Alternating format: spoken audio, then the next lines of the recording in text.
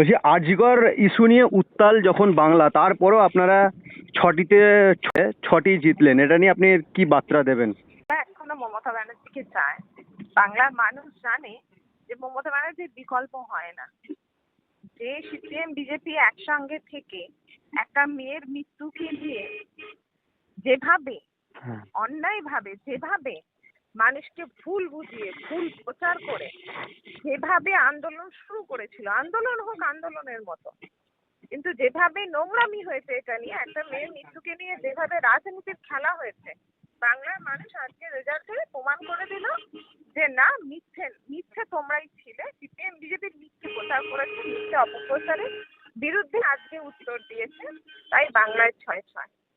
কিন্তু সোশ্যাল মিডিয়ায় সব থেকে সক্রিয় ছিল আরজিকর ইস্যু নিয়ে সিপিএম, কিন্তু তানারাই আজ শূন্য, মানে একটিও খাতা খুলতে পারেননি।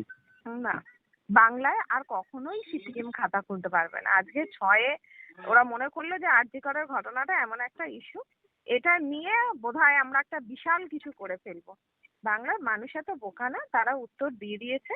এবং যেমন বিধানসভার মধ্যে একটাও সিট তো ওরা পায়নি, এবারও পাবে না। এবারও পায়নি, পরের বারও পাবে না, পরবর্তীকালেও পাবে না, কোনোদিনই পাবে না। সিপিএম আর আসবে না। বাংলায় তৃণমূল ছিল, তৃণমূল আছে, তৃণমূল থাকবে। ছটার মধ্যে 5টা তৃণমূল জিতেছিল আর একটি বিজেপি, সেটিও আপনারা ছিনিয়ে নিলেন, এ বিষয়ে কি বলবেন? এটা তো মানুষ তো দেখতে পাচ্ছে কেন্দ্রীয় সরকার কিভাবে ভারতবর্ষটাকে আস্তে আস্তে বিক্রি করছে। সাধারণ মানুষ কি পেয়েছে বলুন তো বিজেপি আসার পরে? কি পেয়েছে? গ্যাসের দাম আকাশ ছোঁয়া। মানুষের যে 2 টাকা ব্যাংকে রাখবে তার সুদ কমে গেছে, এলআইসিতে রাখবে সেটাও বিক্রি হতে বসেছে। আস্তে আস্তে সব কিছু চলে যাচ্ছে, প্রত্যেকটা রেল থেকে বিমান থেকে সব বিক্রির পথে। আরে কি সাধারণ যে মানুষ, খেটে খাওয়া যে মানুষ, তারা কি পেয়েছে বিজেপির থেকে? কিন্তু বাংলা মমতা ব্যানার্জির কাছ থেকে, মুখ্যমন্ত্রীর কাছ থেকে যথেষ্ট পেয়েছে বাংলার সাধারণ মানুষ।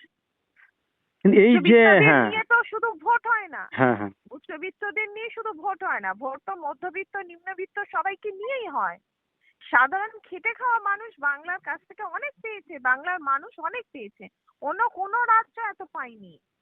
সে আপনি লক্ষ্মীর ভান্ডারই বলুন, কন্যাশ্রী বলুন, শিক্ষাশ্রী বলুন, যুবশ্রী বলুন, সবুজ সাথী বলুন, যা কিছু আপনি দেখবেন সবটাই আপনি দেখুন অন্য কোনো রাজ্যে নেই। মিথ্যে ভাষণ ছাড়া অন্য বিজেপি শাসিত কোনো রাজ্যেই এত সুযোগ সুবিধে নেই যেটা বাংলার মানুষ পাচ্ছে। বাংলার মানুষ তো বোঝে না, নিজের ভালো সবাই বোঝে, তাই নিজের ভালো ভেবে নিজের ভালো বুঝে আজকে তৃণমূলকে ভোট দিয়েছে, মমতা ব্যানার্জিকে 6টা আরো ফুল তুলে দিয়েছে। এই ফলাফল সামনে রেখে 2026 সালে বিধানসভার কি ফলাফল করবে আপনি মনে করছেন?